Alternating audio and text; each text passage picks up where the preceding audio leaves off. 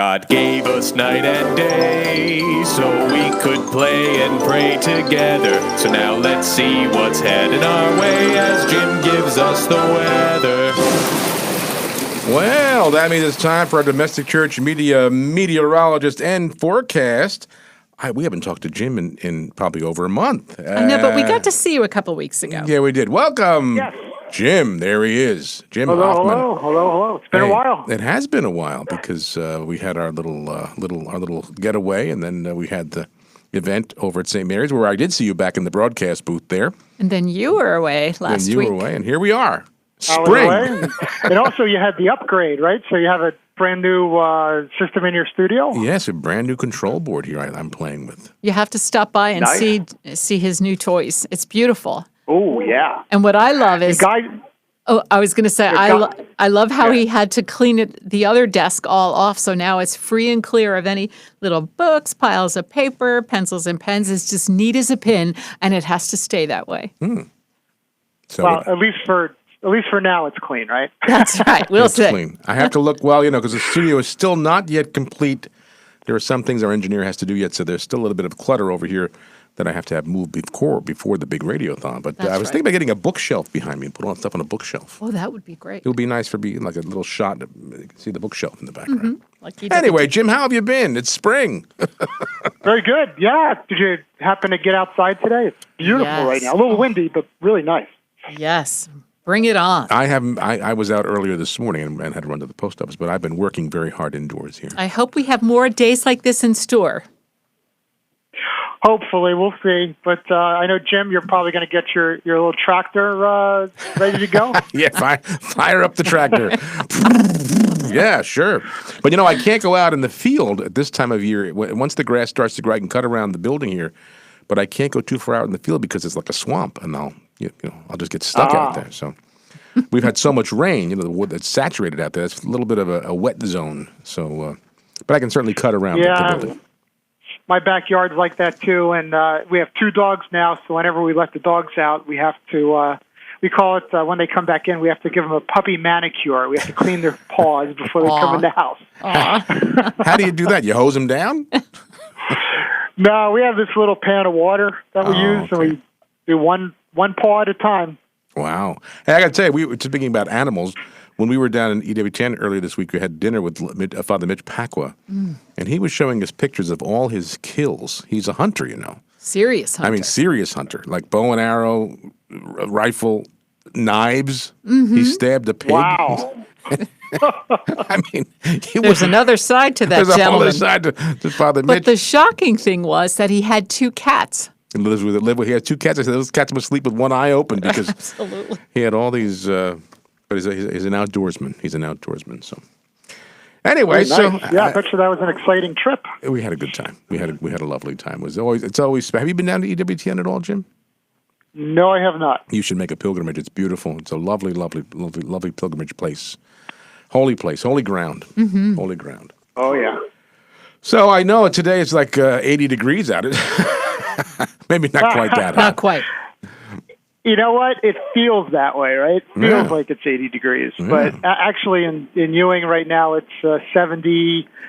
As you get closer to the shore, like Cape May, it's just a couple degrees cooler, 68. Hamilton, 73. So upper 60s towards the beach, low 70s elsewhere. Not too shabby. And you can feel that wind picking up.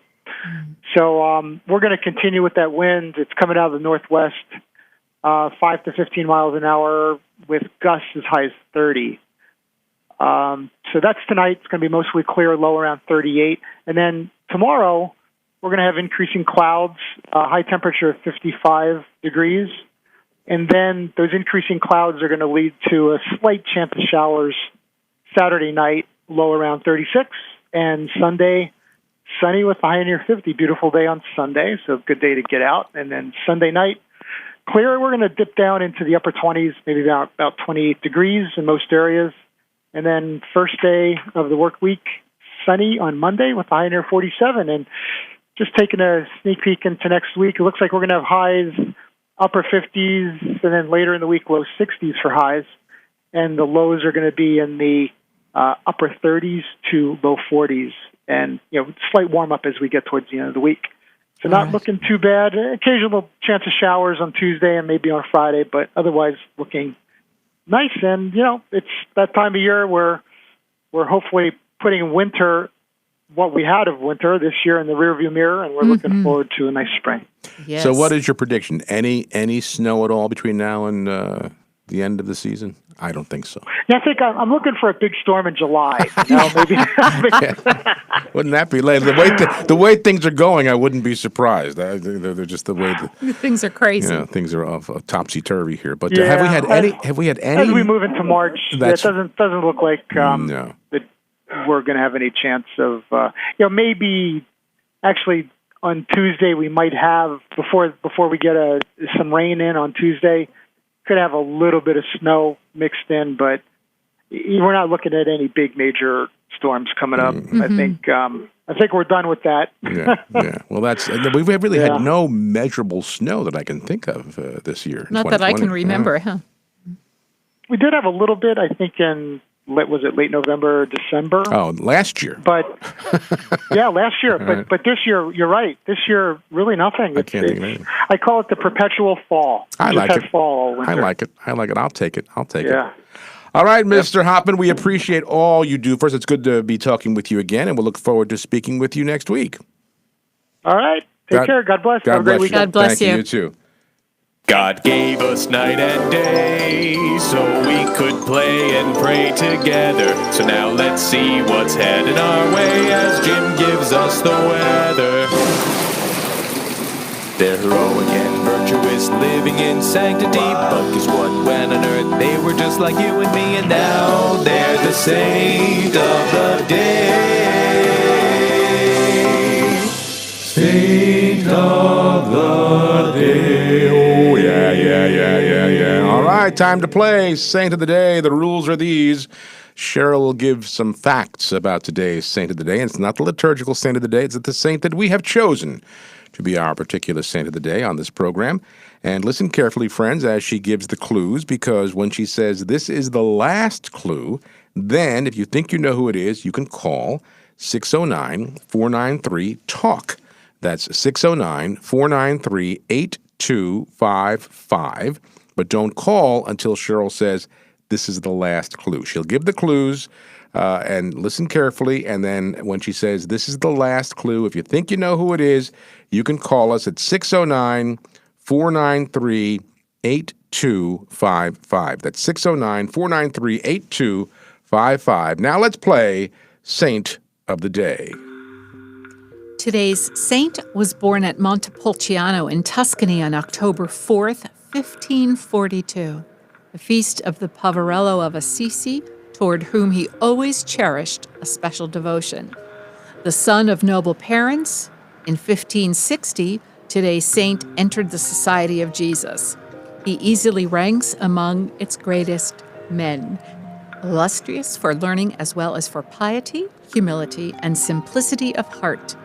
His services to the church were outstanding and many.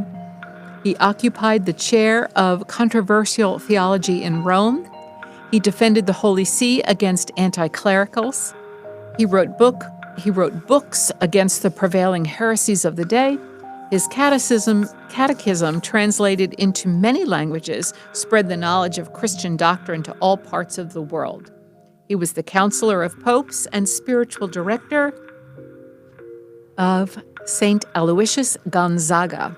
He helped St. Francis de Sales obtain approval of the Visitation Order. As a religious, he was a model of purity, humility, and obedience. As a bishop and cardinal, an example of great love for his flock. 300 years passed before his beatification and canonization.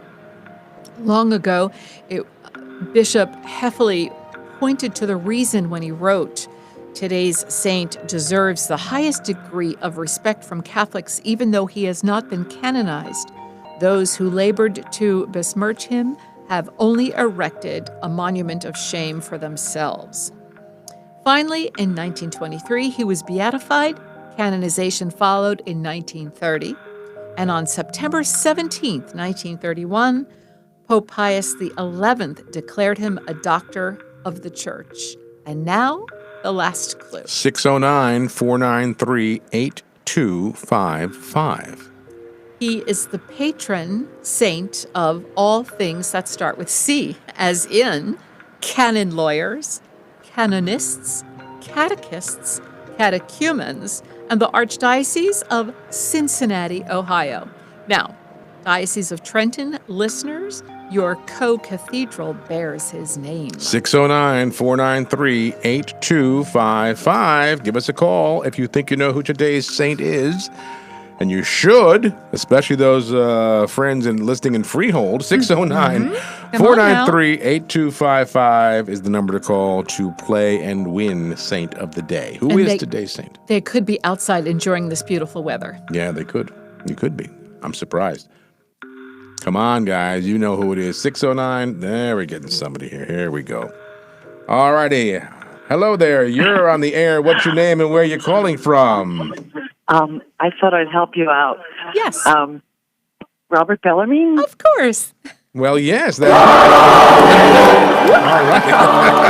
You got the chorus going there. Monmouth County, so I said, let me help them out. Now, I'm sorry. Who is this? My name is Mary. Mary. All right. And you're from Monmouth County? Yes, I am. Are you from St. Robert Bellarmine Parish? No, I've never been there. I've never been there. I live by the ocean, so I go to North beautiful. and St. Michael's. Oh, St. Michael. Oh, sure. My our friend Father Butler over there. Well, I think I need to personally deliver her gift now that the weather is getting so gorgeous. I'll drive to Monmouth County with your book. Well, you're right, Mary. Today's saint. No, you guys are so good. I love listening to you. So I said, let me help them out. I know Oh, who it is. there you go. At first, I thought it was Don Bosco. But he wasn't from nobility, was he? I don't know. He was from Turin. I know. Chances are, it seems like so many of these saints come from the noble families. And it's, and they live in all the splendor and riches, and it's almost like they renounce that and they want to live that life of poverty and help other poor. So it could be. Right. But I'll have to do my homework and look up Don Bosco. But Mary, we congratulate you. You are the winner. I'm going to put you on hold for a moment. Cheryl will get on the phone and take some information from you. So don't you hang up. You stay right where you are. And thanks for playing. Again, St. Robert Bellarmine is the correct answer. Mary is our winner. And Mary's going to hang on there. And friends, you stay where you are. More to come on Friday Live.